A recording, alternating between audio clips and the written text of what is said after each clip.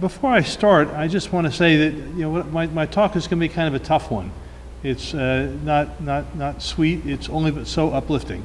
When I was growing up, I'm Jewish, was born in '46, and the lessons that I was taught by my parents was never against anyone, and never to participate in the crimes of silence, never to turn away from injustice.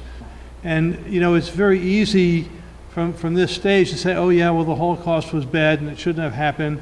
But the question is, what do we expect people to do? I'm very privileged after the Vietnam War to be living and working in Europe, and had the privilege of working with a number of people who were involved in both the nonviolent and the violent resistance to the Nazi occupations. And those are people who had the moral will to respond to crime against comprehension. And simply to say, as we're talking about the dangers of nuclear weapons, the dangers of nuclear power plants, which are deeply interrelated, in many ways we're dealing with the same thing. And the question comes down to, ultimately, what is it that we'll do?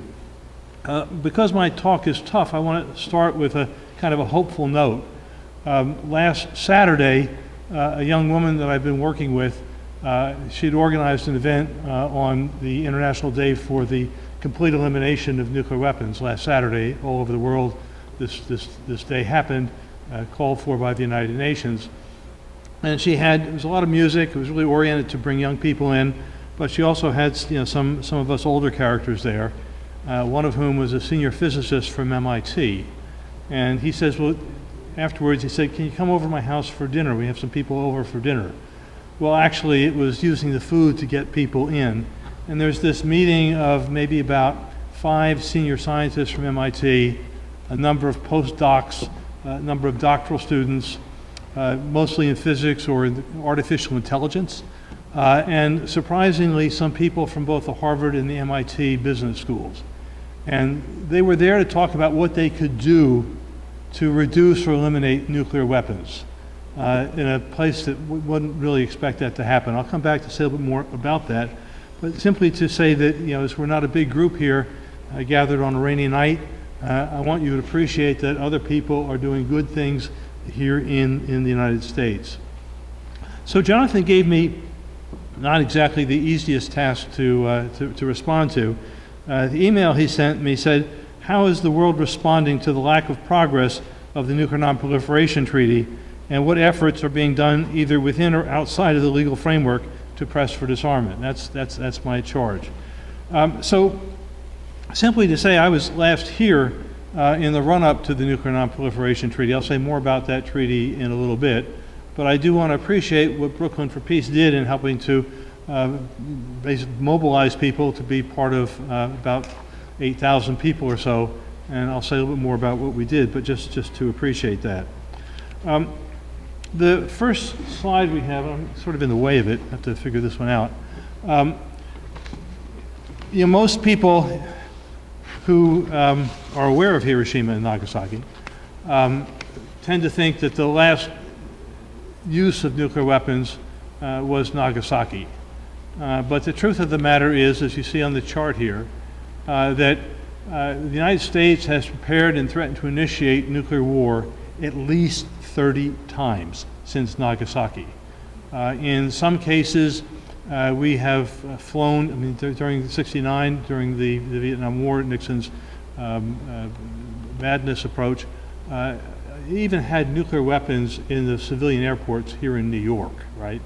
I think you may have seen the thing about the nuclear weapons accident in North Carolina.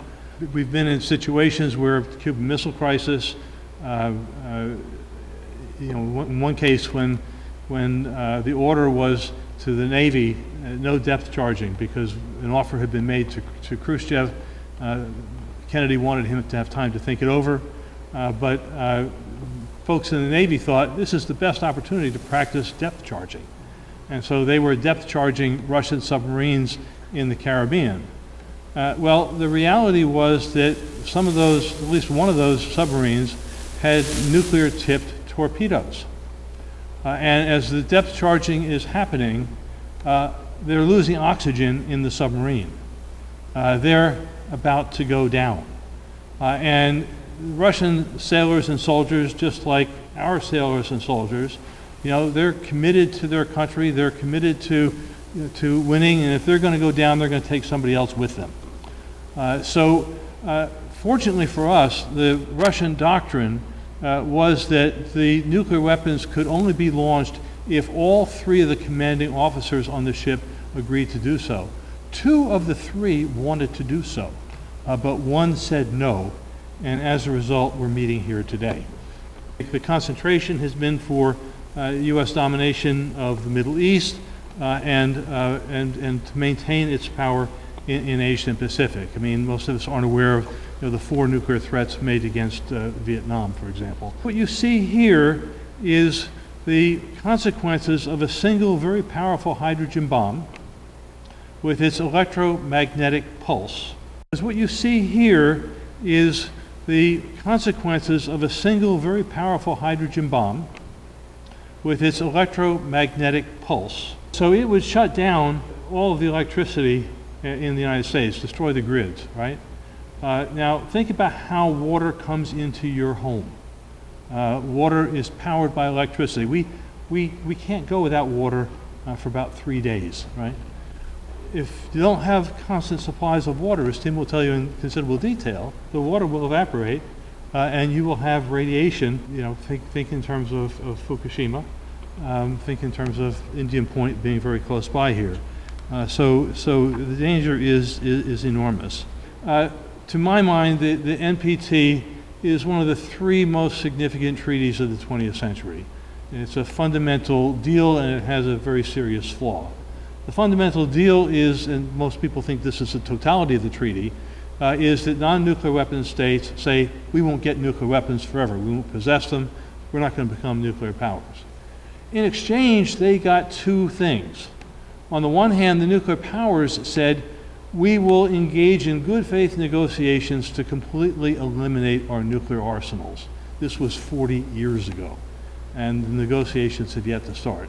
The second, and the fundamental flaw, was that it also gave the non-nuclear weapon states the inalienable right to produce nuclear power for peaceful purposes, something that the Iranians have been telling us for quite some time.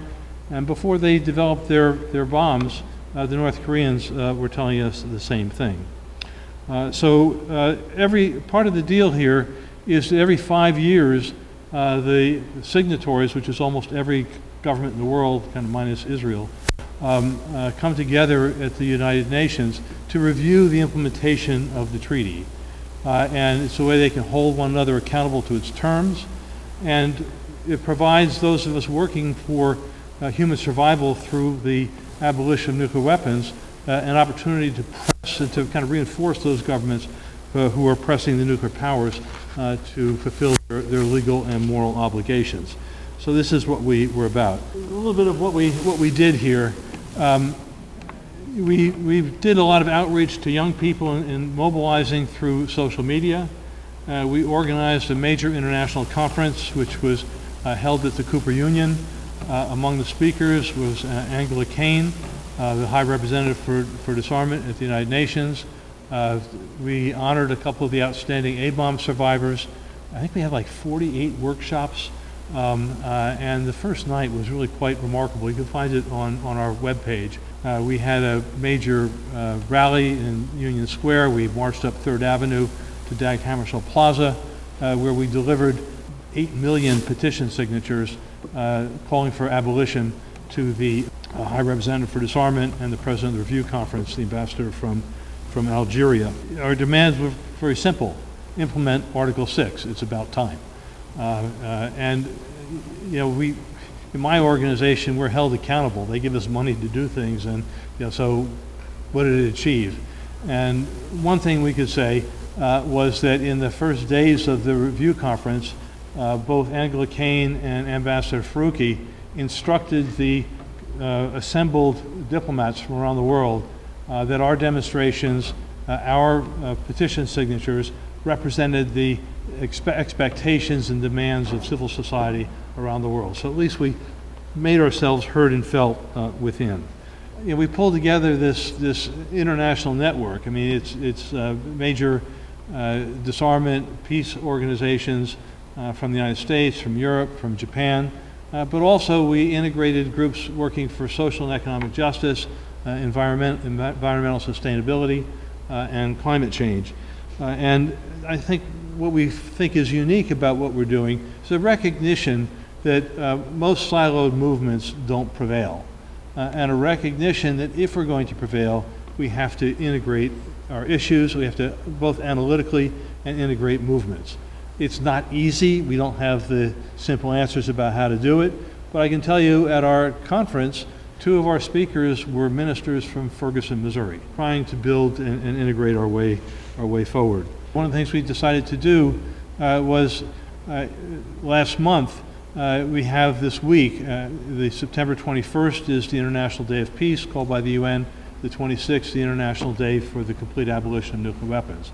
And so we called for local groups around the world to hold activities to kind of keep them moving, keep the focus where we're going. There were web pages, a group called Unfold Zero took the lead on it.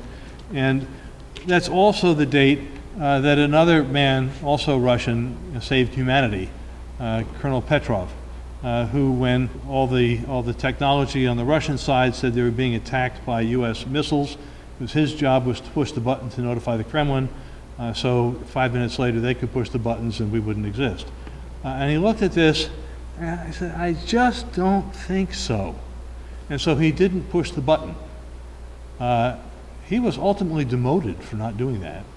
But again, we're alive. And so Colonel Petrov is a man whose name should be a household. So there were showings of films around the world honoring the man who saved humanity. I want to say a little bit about the outcomes of the review conference. It lasted for a month. The first 2 weeks are basically taken up with speeches, governments saying this is what we want, this is what we want, this is not what we want. Meanwhile, a lot of NGOs are meeting in the halls of the UN. And probably the best speech in that period of time was by the South African ambassador, who was just very clear that humanity's survival is at risk, and Article 6 needs to be implemented. You can find these on the web without great difficulty. You have these negotiations in different committees to pull together a statement, a draft statement. And you can imagine the negotiations are pretty tough.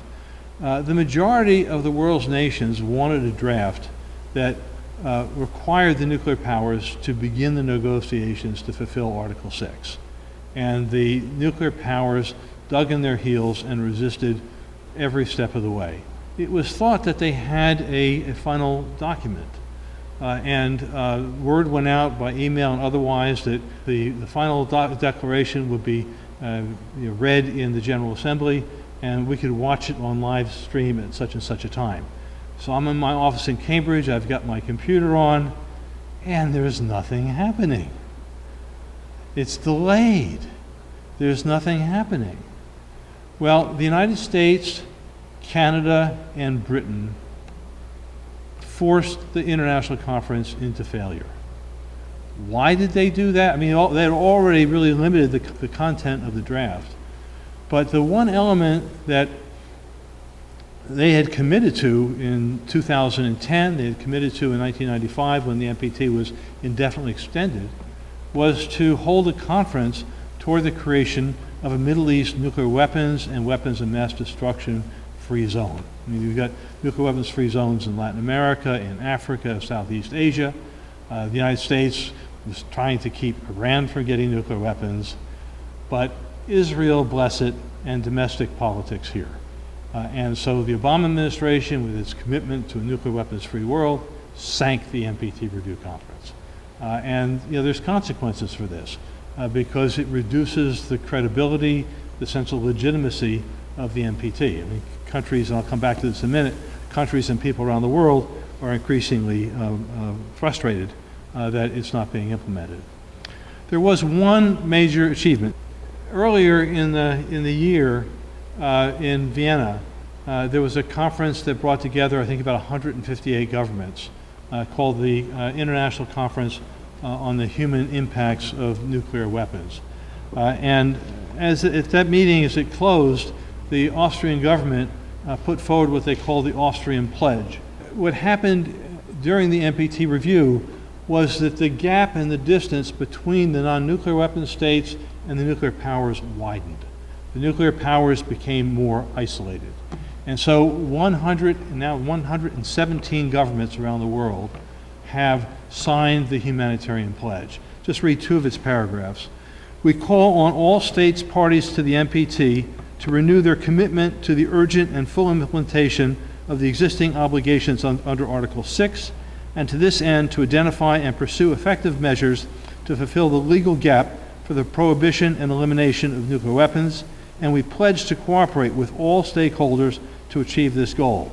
And then goes on, we pledge, this is states, governments, we pledge to cooperate with all relevant stakeholders, states, international organizations, the International Red Cross and Red Crescent movements, parliamentarians, and civil society in efforts to stigmatize, prohibit, and eliminate nuclear weapons in light of their unacceptable human consequences and associated risks. I mean, one of the things that many of us complain about is this story is not covered in the media, that story is not covered in the media. One of the things we don't understand is how isolated the United States and to a lesser degree other nuclear powers are in the international community when it comes to nuclear weapons. But the trick is they've got the guns. And you saw the list of the number of times the United States has prepared and threatened to initiate nuclear war. Every other nuclear power has done so at least once. And they don't want to give up that position of power and privilege. And that is the challenge before us. Here you have the text of Article 6, just so you know what the legal obligation is. Each of the parties to the treaty undertakes to pursue negotiations in good faith on effective measures relating to cessation of the nuclear arms race at an early date and to nuclear disarmament, and on a treaty on general complete disarmament under strict and effective international controls. One of the things that this communicates is that the nuclear powers aren't going to give up their weapons in a situation in which they feel threatened. So that there's a very close relationship between our need to work for international peace and our work for nuclear weapons abolition. This moves us into the current moment. Since the NPT review, but it began before, we've entered into a new era of confrontation between the United States and Russia. Its central element we think of is Ukraine, but we need to appreciate what it was that sparked this era of confrontation. In 1990, I believe it was, after the collapse of the Berlin Wall, Bush and Gorbachev made a deal. And the deal was that German reunification could take place on West German terms, but in exchange, NATO would not move 1 centimeter closer to Moscow. Well, since then, beginning with my classmate Bill Clinton, we've been moving it closer and closer and closer right to the Russian border. The United States has vast military superiority over Russia in terms of conventional weapons, in terms of high-tech weapons, in terms of space weapons. We've got the NATO expansion. So the Russian elite feels themselves under siege. And in this circumstance, what they've done is to say, okay, we will increase our reliance on our nuclear arsenal in order to maintain our independence and our relative power. So while the United States is spending $1 trillion to modernize its entire nuclear arsenal and all of its delivery systems over the next 30 years, $1 trillion. Russians are replacing all of their intercontinental ballistic missiles. We're in a new arms race. So this is Ukraine, and again here is it's intense. This is one of the situations where there's no good side. The government the U.S. helped put in power is incredibly corrupt, as is the government in eastern Ukraine that the Russians are backing. There's a really good book called Borderlands by Anna Reid, which will give you the history of Ukraine. And mostly a flat plain. For a period of time, all of Ukraine was mostly a flat plain. For a period of time, all of the Russians traced the origin of the Russian state to Kiev. Economy, especially in the east, tied to Russia. This is a very troubled and dynamic area. The United States has been trying to bring Ukraine into NATO. and the European Union really sparked the crisis. So as I said, there's this problem with $1 trillion. I did it to myself. I watched the Republican debate. And I would encourage other people to do it because you want to know what these people are saying. It's frightening. Not that Hillary Clinton on foreign and military policy is going to be a whole lot better. But Fiorina, she articulated the Republican military agenda more concisely than any of the others. I mean, Rand Paul is in a different universe here on this. Basically her agenda was another $500 billion of military spending over above what we already have. And one of the things she's saying is, well, we have to maintain our nuclear triad. We have to maintain all of our nuclear-armed, hydrogen bomb, hydrogen warhead-armed submarines, all of our hydrogen bomb-armed bombers, and all of our hydrogen bomb-armed intercontinental ballistic missiles. And that cost, as I said, is about $1 trillion. Next. So in this context, you have a situation in which the nuclear powers have been refusing to implement Article 6, and under the demands and pressures of the rest of the world, they also have, unfortunately, their allies in this game. So you have what are called the nuclear umbrella states, among them Japan, Australia, and a number of the NATO nations. And so part of our problem is moving these governments through their social movements as well. So then next. I'm just very privileged. For me, one of the outcomes from the struggle against the home porting now 30-some years ago was I was invited to come to Hiroshima to speak at the World Conference Against NIH Bombs, not because of what I knew, but as a symbol that actually people can prevail and to encourage their movement. So I was privileged to, I've gone back now many times and worked closely with the Japanese movement, and I was privileged to come back again in August. And to say that in many ways it was bittersweet. The man on the left is incredibly courageous. He spoke at our conference and made his way to Dag Hammarskjöld Plaza. You've probably seen photographs of him from 1945 to 49. Burnt, scalded. He was in a hospital for 4 years. He still has open wounds. He doesn't sweat because the skin is all fused. Extremely frail. One of the most amazing moments, I have to say, amazing. In Japan, their government, Abe is, he's the grandson of a Class A war criminal. The United States nurtured that war criminal to be the prime minister. We've nurtured him and pushing him now to pass war laws to make it so Japan can fight alongside the United States. Total in violation of the Constitution. And in the Hiroshima and Nagasaki official ceremonies, ever so frail, walking up to the platform of the official ceremony, and he gets up there and says, everything the Hibakusha stand for, and we will resist them to our last breath. This is broadcast on national television in Japan, front page. Incredible courage. But there were events, big rallies of 5,000, 10,000 people, and they would call the Hibakusha, whose average age is now 80, up onto the stage to be honored. And in that moment, you're both honoring their just absolutely dedicated opposition to nuclear weapons, their belief that humans and nuclear weapons can't coexist. And at the same time, you recognize the reason they're being honored in this way is because they won't be with us long. One more thing I want to say about the World Conference. It brings people from many, many countries. One of my friends from the Campaign for Nuclear Disarmament in Britain was there. Jeremy Corbyn is a wonderful human being. It's been my privilege to get to know him over the years. He's been the vice president of the Campaign for Nuclear Disarmament in Britain. He was, I think, the vice president of the Stop the War Coalition. Just a wonderful human being. And lo and behold, he became the head of Labour Party. It's not easy because the Labour Party is not unlike our Democratic Party. In an interview with the BBC yesterday, he said, I would not push the button. I would not push the nuclear button. Even if we're under attack, I will not push it, because he understands what the consequences of nuclear weapons are.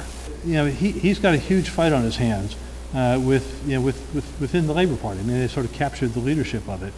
But to just appreciate that we have at the moment a world leader who is sane, and that's rare enough, and who is committed to eliminating nuclear weapons, and I think we need to build off of his role.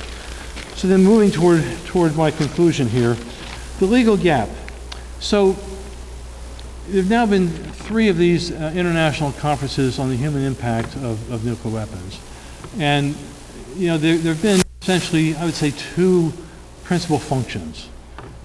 One has been to educate a generation of diplomats from the global south and to a lesser extent other nations who haven't thought about nuclear weapons at all. And the second was designed to build momentum into the NPT. There's been a lot of education.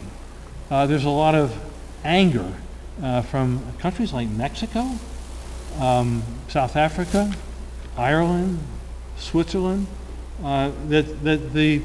Norway, that the nuclear powers are not fulfilling their obligation. In 1999, in a process that came through the United Nations, and which in part had its origins here in New York with the Lawyers' Committee against nuclear policy, the International Court of Justice ruled that in almost every imaginable circumstance, the use or threatened use of nuclear weapons is a violation of international law and international humanitarian law. So it made that ruling, and it also ordered the nuclear powers to begin the good faith negotiations required by Article 6.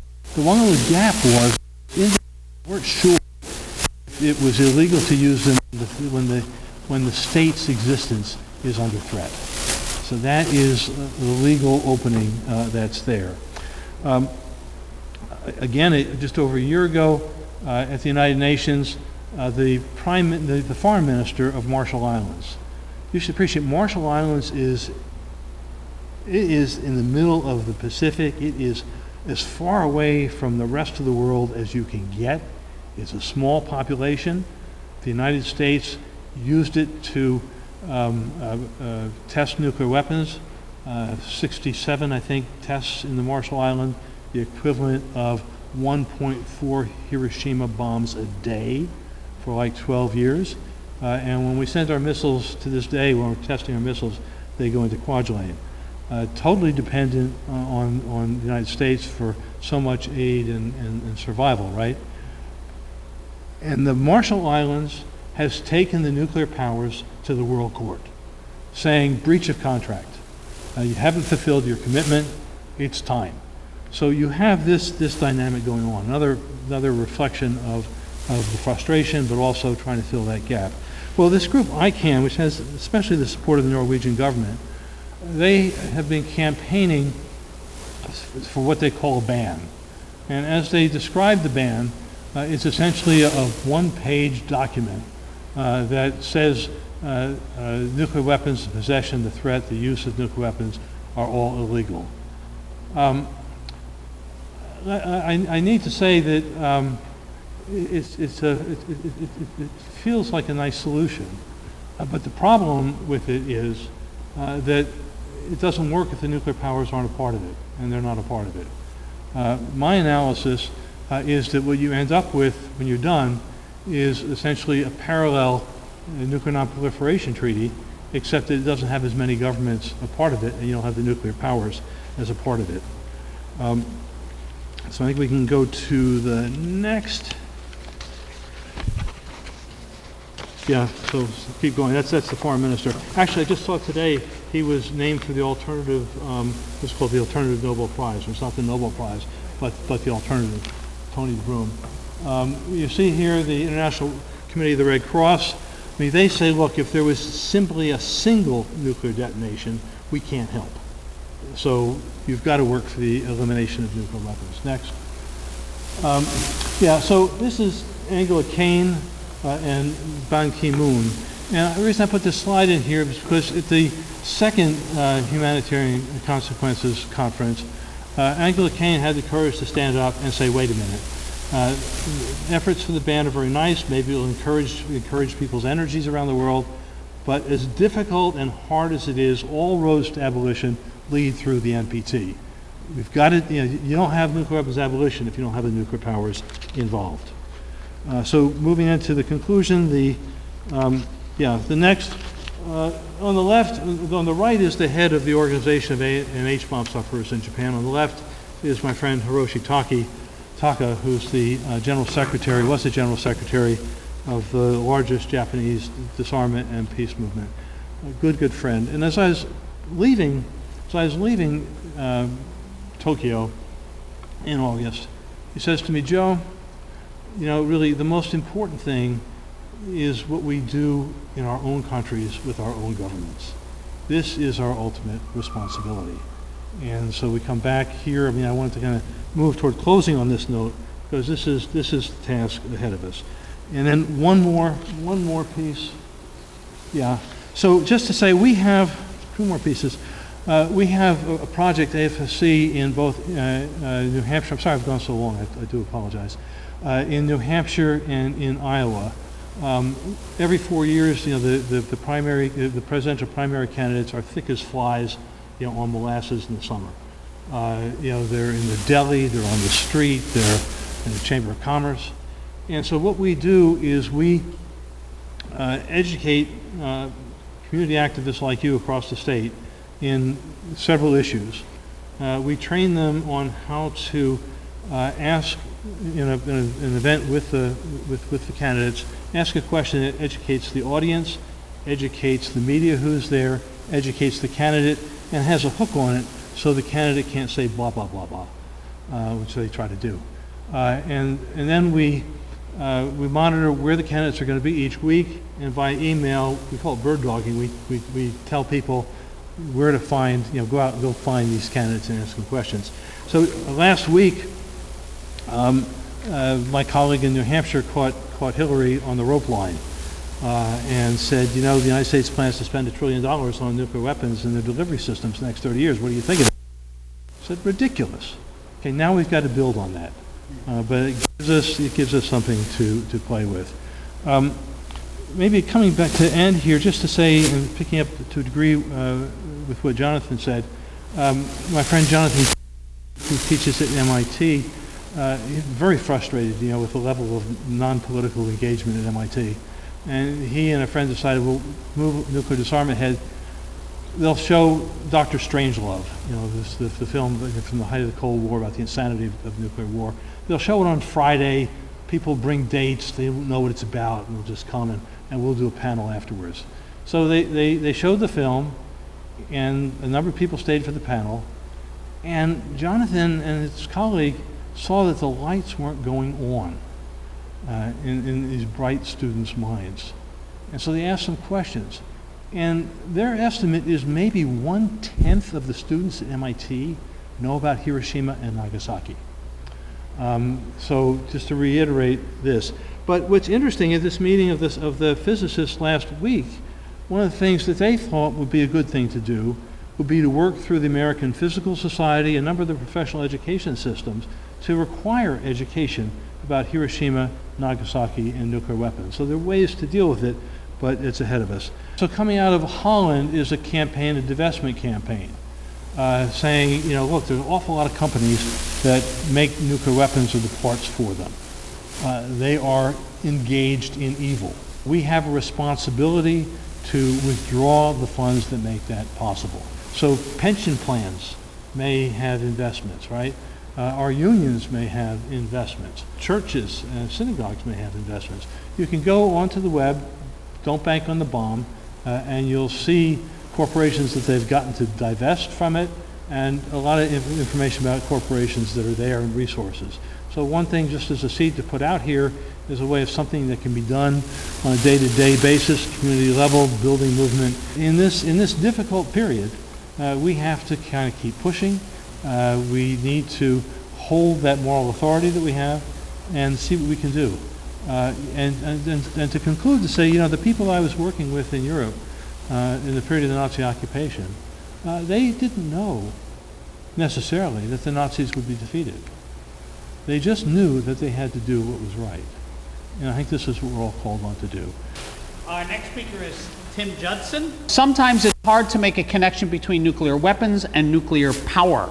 In 1946, the U.S. State Department issued a report on the international control of atomic energy, drafted by Robert Oppenheimer and other nuclear scientists involved in the Manhattan Project, which stated, quote, "The development of atomic energy for peaceful purposes and the development of atomic energy for bombs are in much of their course interchangeable and interdependent. The connections actually are pretty obvious. It is the same nuclear cycle," this is me speaking, not the, not the report. It is the same nuclear fuel cycle with its mining of uranium, the milling, the enrichment, and fuel fabrication stages, which readies the uranium ore for use in reactors, whether these reactors are used to create plutonium for bombs or to generate electricity. In the end, both reactors produce plutonium.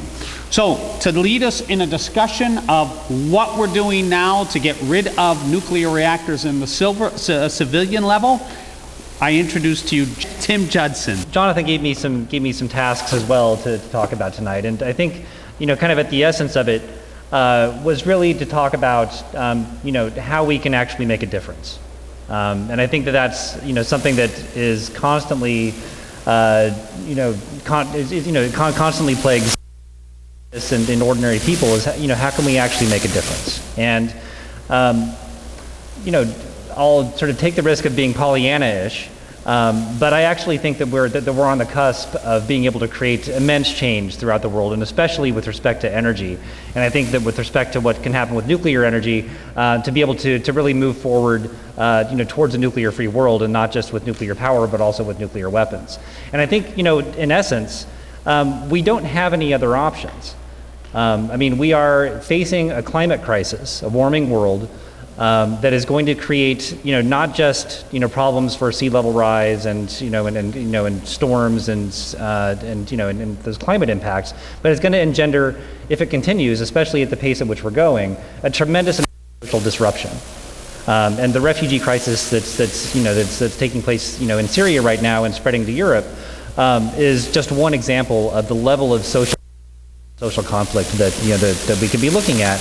And so, in a certain way, we don't have any other options but to deal with these crises. And I think that there's, growing awareness of people across the world, as we saw at the People's Climate March last year with 400,000 people in the streets of New York, the people are starting to get it.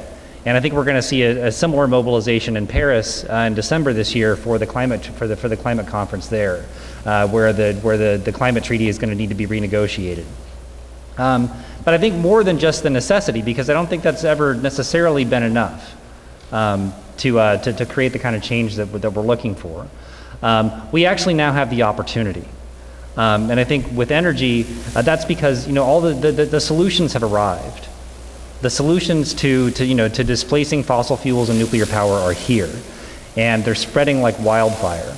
And if we have the political will to overcome the entrenched interests of the energy industry, and be able to move forward with renewable energy and energy efficiency, we can actually transform the energy infrastructure of not just this country but of the entire world.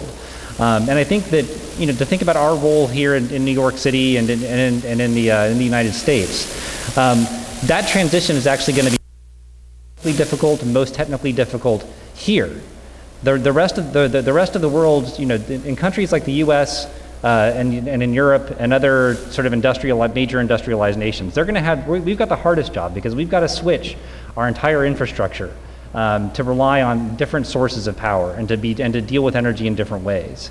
Other countries are going to be able to do it all right the first time, and the real struggle is getting it right here and making it happen here. And if we do that, then I think we actually can really transform the world in the next 50 years. And that's what excites me. That's what brings me here to New York. I'm actually a former New Yorker. When I took the job at Nears, I moved to DC, which I'm not happy about, but I get to come back here a lot because we're working to close Indian Point. And I'll talk a little bit more about that in a second, because I think that New York City is actually going to is going to be the key place where we're going to shut that nuclear power plant down. It's going to be in New York City, that we're going to create the political will and the power to do it.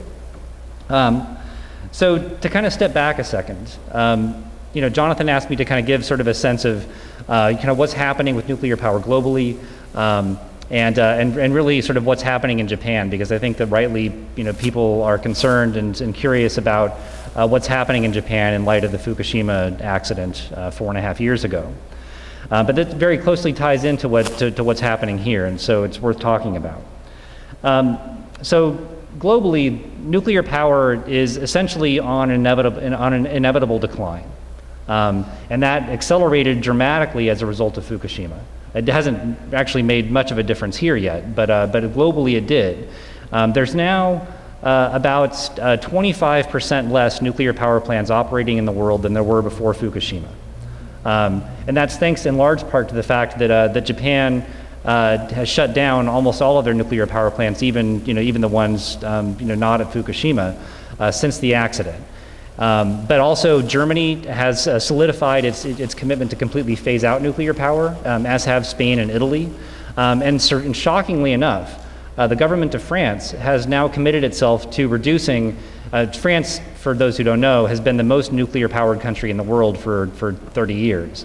They get about 75 to 80% of their electricity from nuclear power. And they're always held up as sort of the bastion of how great nuclear power can be. France itself is now committing to reduce nuclear from 75% of their electricity to 50% in the next 10 years. This is a huge sea change. And in fact, just France doing that is going to eliminate more nuclear power than Germany's complete elimination of it. So this is a huge sea change, and that's happening, because the political will is building for people. In the light of Fukushima, people are starting to understand the danger, but also because, and this is in large part thanks to Germany, the revolution in renewable energy is taking place, and the cost and feasibility of wind power and solar power and energy efficiency has taken off at a skyrocketing rate. And France knows that now technologically it is in danger of being left behind if it stays with nuclear power.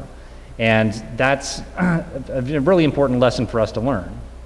So coming back to the US, nuclear power is also facing serious threats here. It's actually on the cusp of a similar decline, although the political will lacks to actually do it programmatically like they're doing in Germany and in France.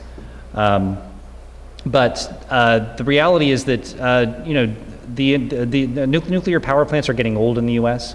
The average age of a nuclear reactor in the United States is 35 years, and that age is obviously getting older every year. We haven't built we haven't started up a new nuclear power plant in almost 20 years in the U.S. We haven't built one in over 30 years, and there's really no prospect for that happening in any significant degree.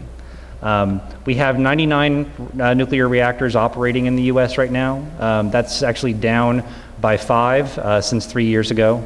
In 2013, 5 existing nuclear reactors were announced to be closing. That's the most in any single year in U.S. history.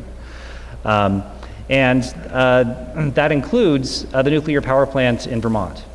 And that's a campaign that I worked on to close the Vermont Yankee reactor, which was the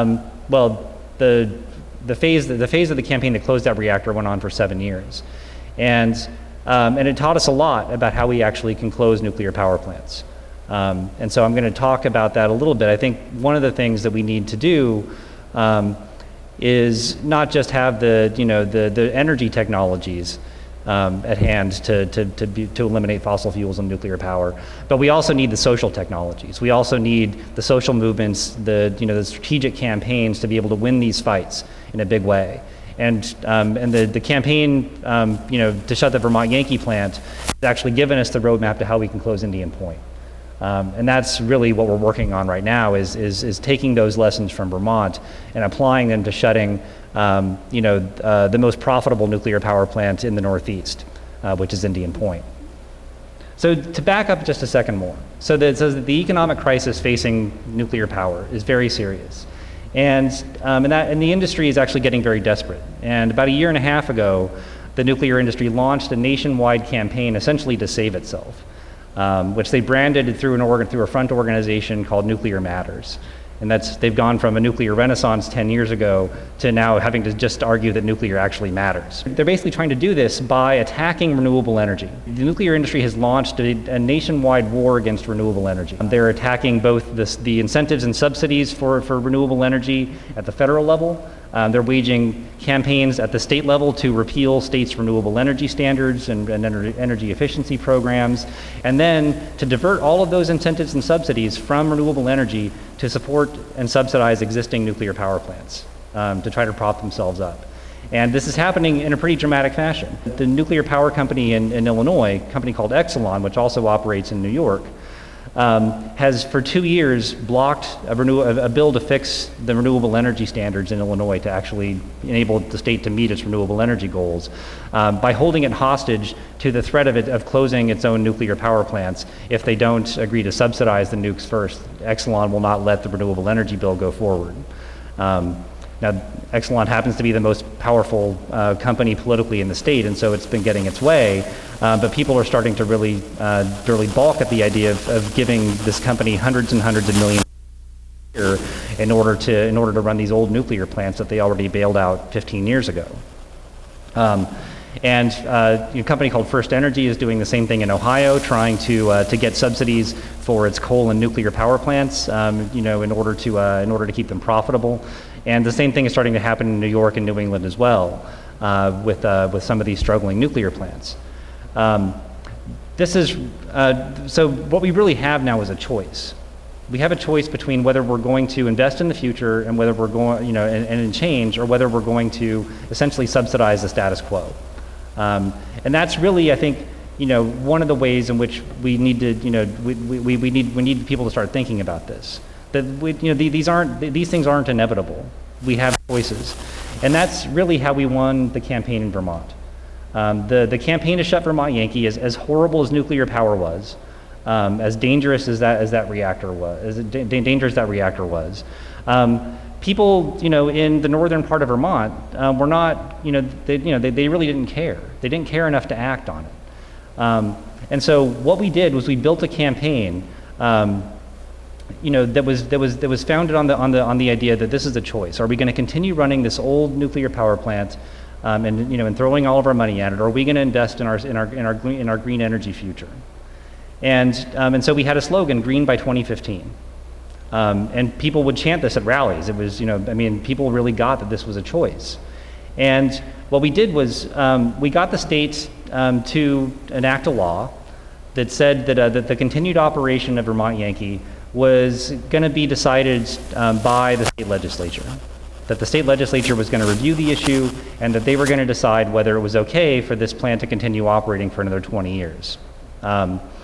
And that started a process, democratic process. The state legislature was having public hearings. They had an investigative process. They had to look at the issues of the economics of the plant, of the alternatives, of what the risks to the state were going to be for continuing to have this plant around for a long time.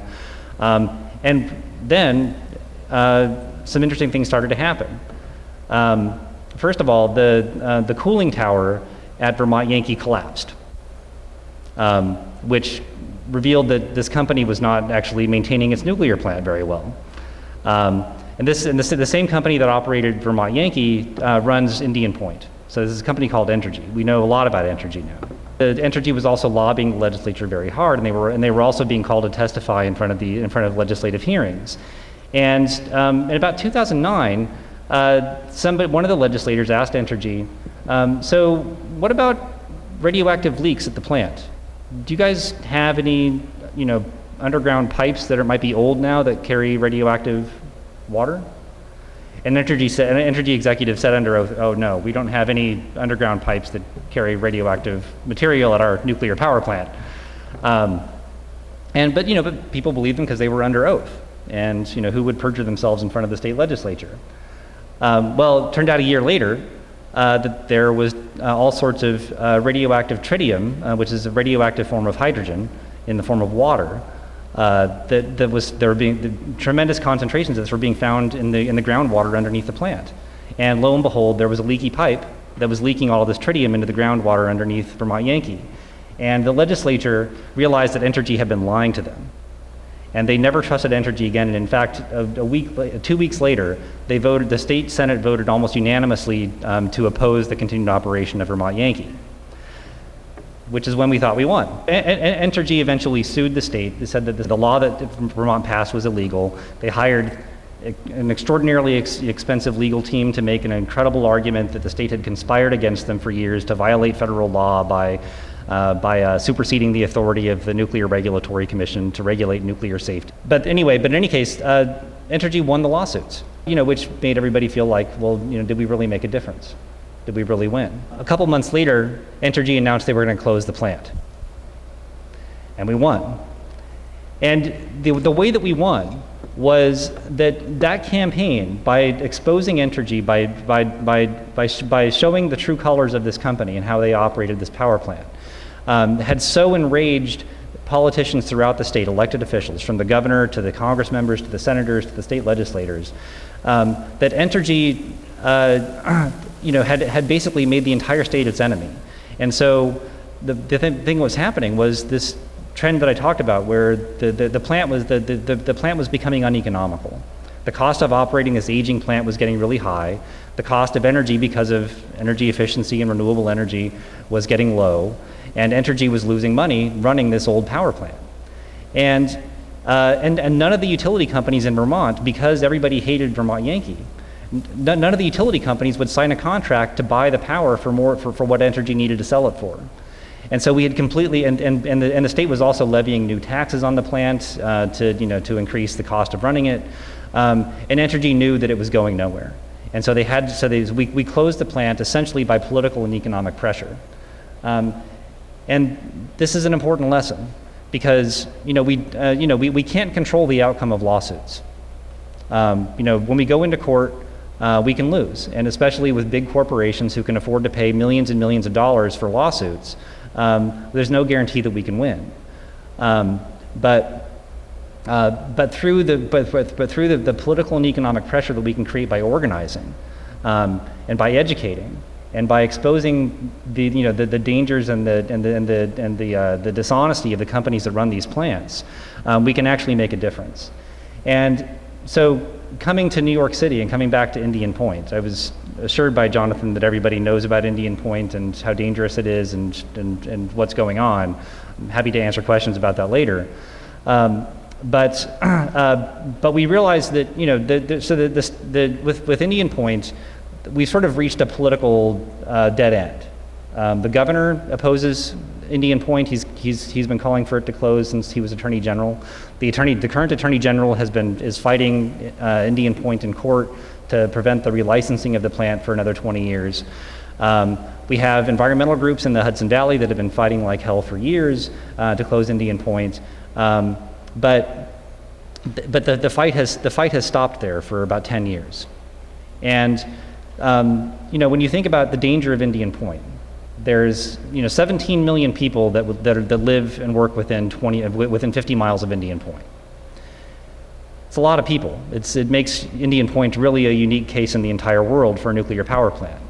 The level of danger that plant presents is outrageous and disturbing. But half of those 17 million people, live in New York City. Almost the entirety of New York City is within 50 miles of Indian Point. And New York City has done nothing to oppose Indian Point. In fact, Mayor Bloomberg, for the better part of 10 years, actually had the city supporting Indian Point and opposing the state's lawsuits to close the plant. So New York City has actually been on the wrong side of this issue for a while, despite the great activism of people throughout New York City for a long time to help close it. The political will from New York City has been bottled up, and we need to unleash it. And and so even with the lawsuits that are going on to prevent the licensing of Indian Point, to force them to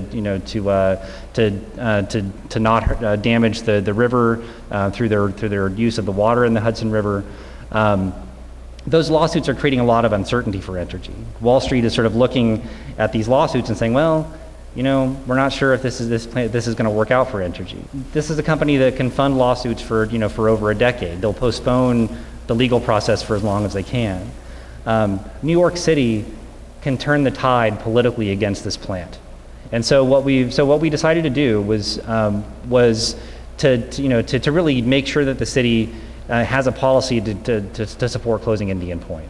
So we've worked to get a city council resolution introduced, which happened in May, that would call for the closure of Indian Point. We have 18 city council members have signed on as co-sponsors, but we need almost all of them if we can get it, because we need for this message to be a landslide. And actually, there's a lot of council members in Brooklyn who haven't done that yet, so it's very appropriate that we're here. We need Brooklyn council members to get on the right side of this issue. The impact that this would have, it would actually send a shudder through the Wall Street community that is essentially who Entergy is really answering to at this point. It would show that that in fact it's not just the governor that's opposing them, it's not just the attorney general in their lawsuits, that the biggest city in the country is getting behind closing that plant. Put the economic pressure on Entergy to close Indian Point. New York City consumes 80% of the electricity in the downstate region. We are the single largest consumer of electricity, obviously because we're so large, in the downstate region. If New York City decides to convert our energy use to renewable energy and efficiency, we will actually dry up the watering hole in the desert for Indian Point. That plant will become uneconomical. It will not have a future because the cost of energy is going to go down, and Entergy will not have a place to sell it. And at that point, just like they did with Vermont Yankee, they'll realize that this plant has no future, and they'll close it. So the city council resolution that we're working on right now is really the first step, and in some ways the most important step to getting the political and economic pressure on this plant to close it. You mentioned the city council resolution. What about the mayor? Mayor Bloomberg was on the wrong side of this issue. Mayor de Blasio hasn't taken a strong stand on it, but he hasn't opposed Indian Point either. But then the mayor's also going to be instrumental in building out renewable energy and energy efficiency. That's going to be something that the mayor needs to be a leader on. And there's a couple interesting ways in which that can happen. First, the mayor just announced in August that the city government is going to buy all of its electricity from renewable energy. An offshore wind developer has put in a proposal to basically supply all of the city's energy, all the city government's energy with offshore wind power, which would be really break a logjam on the development of that energy source in the country. The interesting thing about that is the city government's annual electricity bill is about 25% of the output of Indian Point. So that would be getting us 25% of the way there in one shot, just the city government itself doing that. They also did a very powerful thing after Fukushima. The mayor of Seoul realized the danger that nuclear power in South Korea poses to the city. And so he brought together an international team of experts to come up with a plan, which they called One Less Nuclear Power Plant. And in 2012, they launched this program to basically have the city replace the equivalent amount of energy as a nuclear power plant. And they had a goal of doing it from, starting in 2012 to do it by the end of 2014. And they actually beat that target by 6 months. In a year and a half, they replaced the energy from a nuclear power plant with energy efficiency, conservation, and renewable energy in Seoul, South Korea. And they got a global energy award, a global sustainability award last year for it. Right here in New York City, that award was given out. And so, we really need Mayor de Blasio to do the same thing here, is to come up with a one less nuclear power plant plan for Indian Point. Joseph, what impact do you think Pope Francis's recent statements will have on the nuclear question? I think it's an encouragement. I think, in his speech at the United Nations, he had a couple paragraphs in which he basically called for the abolition of nuclear weapons.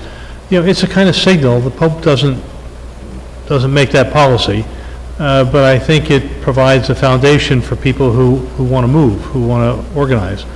And just to say, I was, before the Peace and Planet, one of my colleagues arranged for me to meet with the Pax Christi group in Rhode Island. which had done nothing on nuclear disarmament. And they got engaged. And I think, I don't know who's here in the room. I know there's a fairly strong Pax Christi here in New York City. I would encourage Catholics to engage with them and non-Catholics to engage with them and see how you can build from what the Pope said. I mean, that was one of his more encouraging acts. This, I think, is for both speakers. Is there any effort to join nuclear weapons power plants divestment to fossil fuel divestment campaign? Converging the two. I don't think I've got the actual answer to this. I think as you look at the interrelationship between nuclear power and nuclear weapons and who's there in the fuel cycle, and then you look at the list of corporations in Don't Bank on the Bomb, I think you'll find some overlap there. I think that's the place to look for it. Just that I think that there's equal synergies between divesting from nuclear power and the fossil fuel divestment movement. I think if you look at the companies that are nuclear power companies in the U.S., they are also all fossil fuel power companies as well. Entergy, which operates Indian Point and other nuclear plants in the Northeast, it's a business in the South where it's a huge utility company like Con Edison. They actually are a huge natural gas company. And Entergy, gives itself a lot of credit for being clean because all of its power comes from nuclear power and natural gas. But as we know, because of, the anti-fracking movement in New York, natural gas is actually just as bad as, just as bad as coal and nuclear. And Entergy is giving itself a lot of credit for basically nothing. So I think there's a lot of synergies between divestment movements for nuclear weapons as well as for fossil fuels. Between those two divestment campaigns, you're really looking at the same companies that are in the nuclear power industry. Two people wanted to know when a nuclear power plant is decommissioned, what happens to all those rods? What happens to all that nuclear material that is radiating whatever? So, for the most part, nothing. And I don't say that, just to be sort of cute. It's the irradiated fuel that's been used at the reactors for the last 40 years. Is now almost all sitting in highly densely packed pools of water at Indian Point. In fact, this is a tremendous danger. Joseph referred to it in his presentation when he showed you that picture of a spent fuel pool, where there's the greatest concentrations of radioactivity on the planet are in these spent fuel pools, and they're very, very dangerous. There are alternatives to that, although there's no federal requirement that they do anything but keep that waste in that pool for as long as they want. But the state of Vermont did a very important thing, through the closure of Vermont Yankee, which was to basically get, sort of leverage a contractual agreement by Entergy. That it'll actually do a responsible decommissioning of Vermont Yankee. And that's starting right now, going on right now, with removing the irradiated fuel from the fuel pool and putting it into what's called passive dry cask storage, which is much, much safer than the waste in the pool. The waste will likely still be sitting at that site for decades in Vermont on the shore of the Connecticut River, just like is likely to happen with Indian Point with nuclear waste sitting on the banks of the Hudson River. There's no good solution to nuclear waste. It's all choosing among the better of bad solutions. But there are ways to make it safer than it is. Well, the worst bad solution is keeping it in the spent fuel pools. Organization that I worked with for 15 years and still do as a grassroots activist, called Citizens Awareness Network. We were the organization that really initiated and led the campaign to close Vermont Yankee.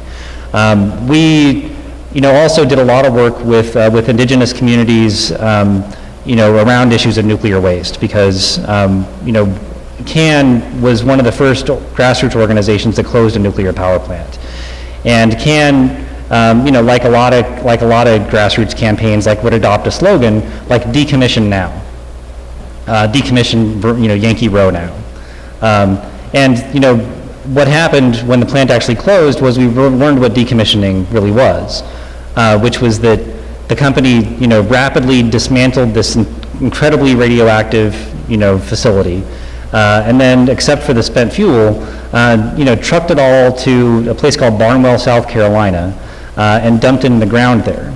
And Barnwell is a 46% African-American low-income community. And this was, we realized was really environmental racism. And so, so CAN organized what we called Caravan of Conscience tours. We, took people from Western Massachusetts, where the nuclear power plant was, and we drove the route that the radioactive waste was following down to South Carolina, alerting the communities along the way that this really toxic waste was coming through their community, but also to the issues of environmental racism and how this waste was being dumped. We actually after about 7 years, the state of South Carolina voted to stop the importing of radioactive waste into the state, and they've actually mostly stopped that practice from happening. But they opened up another waste dump in Texas, and the same thing is happening there. Yeah, so that's a bad solution. This is for both speakers. How well informed about the dangers of nuclear weapons and energy do you think our current politicians are? Well, if you listen to the Republican debate, I think these are the kind of people who want to eat plutonium for breakfast. These are people who have no appreciation of history, kind of hold on to members of Congress mostly there to bring money into the district to keep the jobs flowing. Most don't think in these terms. There's the American exceptionalism where we are the best, we need to have the strongest military, but the consequences of this, I think, are just not even considered. And there's very little pressure from within the political system itself to do that. And I think this calls on us to find ways to kind of break through that system. I think just thinking here in terms of New York, I know that people have been trying to get Mayor de Blasio to join Mayors for Peace. Again, as we talk about things that would be interesting kind of breakthrough models and inspirations, that would be one. My sense is that the mayor has national political ambitions. My sense is that's why he won't meet with people to consider it. My understanding is that the mayor also goes out into the public from time to time. There are opportunities to engage him, either through spoken word or banners in the audience or other ways to try to push it and demonstrate will. I don't think we expect solutions to come from on high. We've got to push from below. It's interesting. I mean, we've been working on this campaign for a city council resolution for about 3 years. And, even after Fukushima and after, 10 years of a very high-profile campaign to close Indian Point, city council members mostly didn't seem all that aware of the issues. When we had, when they learn about the issues, they start to understand. But we really did have a hard time initially getting much traction. I think that's changed now. In fact, we've, like I said, 18 council members have signed on as co-sponsors of this resolution calling for the closure of the plant that really spells out the dangers for New York City of Indian Point. And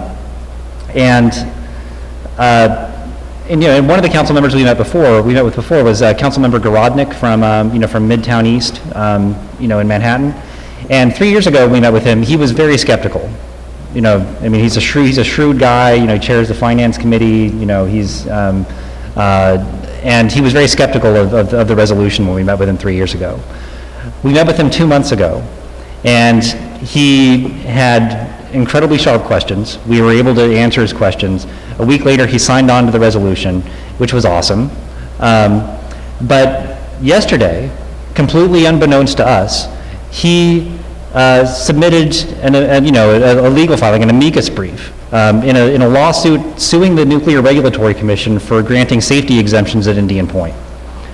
And he not only did that, he got 18 other city council members to submit that brief with him. And this, this brief lays out in incredible clarity the risk that Indian Point poses to New York City. So I actually think that we've turned a corner, at least with New York City, and that's entirely because we're running this grassroots campaign that's happening. And to the council members' credit, they're starting to get it. And what I would say is that several of those council members who signed on to that were from Brooklyn.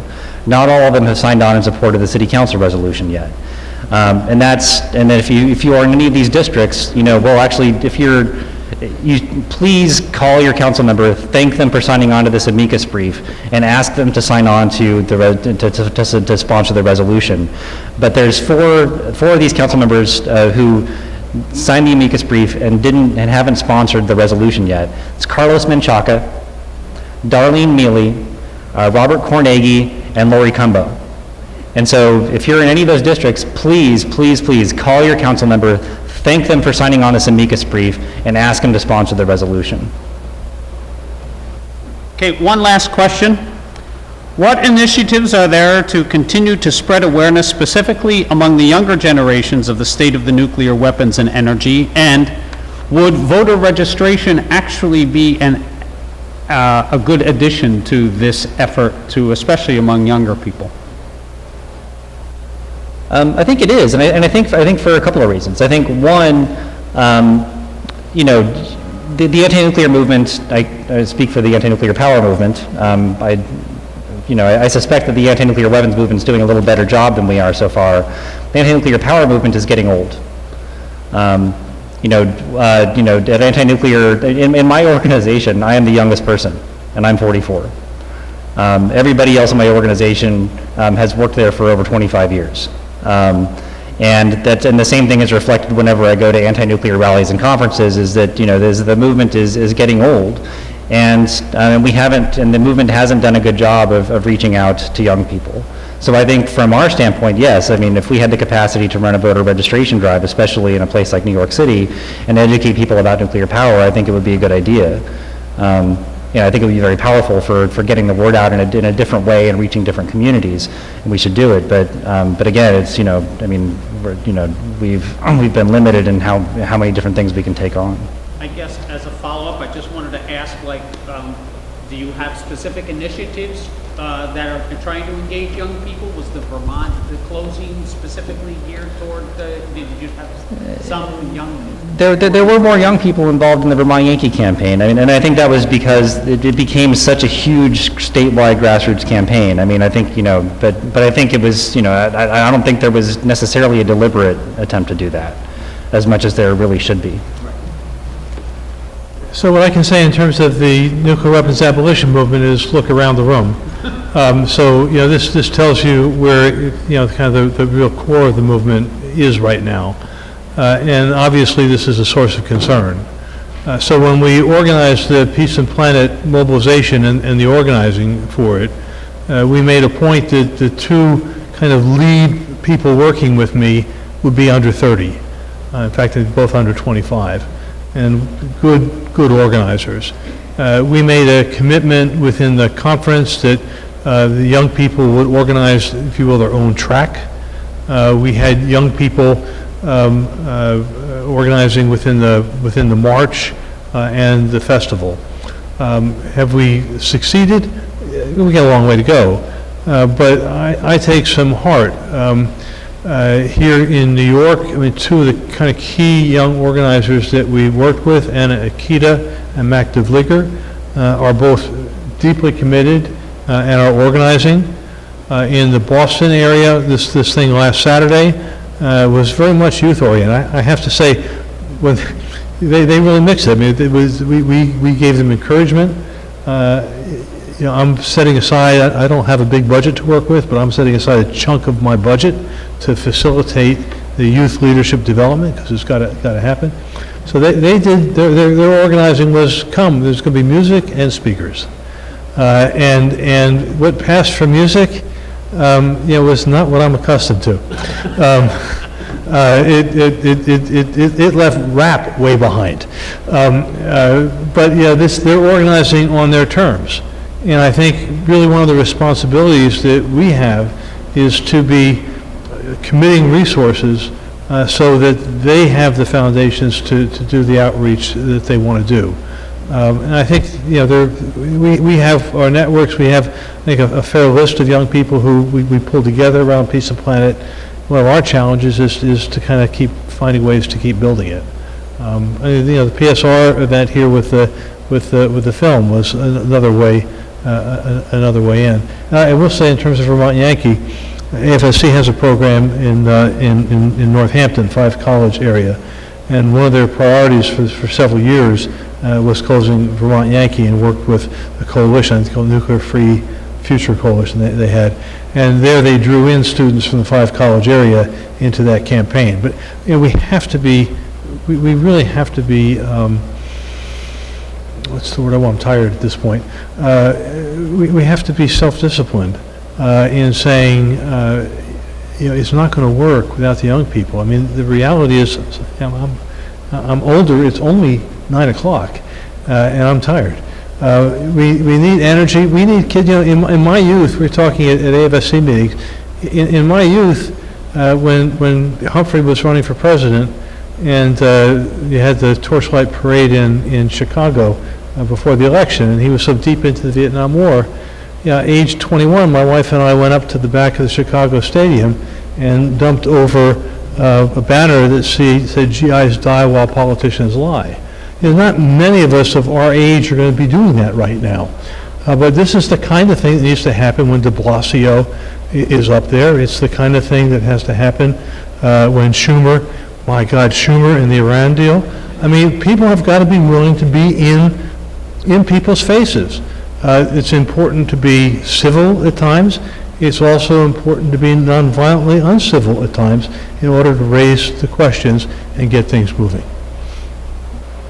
And he said in the Schenectady area where he grew up, there was a plant to build nuclear engines for submarines, and a large number of people in that area seem to be coming down with cancer.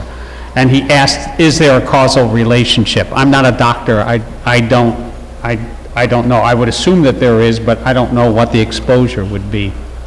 Does anybody here? I'm not sure about the manufacturing of the actual engines for the submarines, but there was connected to that operation, a small atomic reactor that was called Knowles Atomic that was near Schenectady, and that was a very polluting plant. There was actually a lot of radioactivity released into the I think it was the Mohawk River or whichever river runs by there, and so. Just like we see cancer clusters around nuclear power plants, it wouldn't surprise me at all if that was a cause.